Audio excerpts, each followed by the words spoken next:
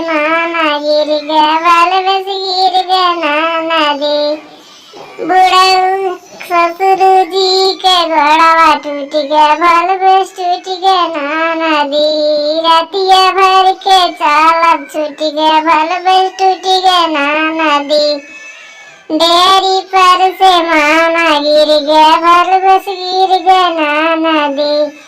ससुर जी के अखिया फूट गया बाल बस फूट गया नाना दी।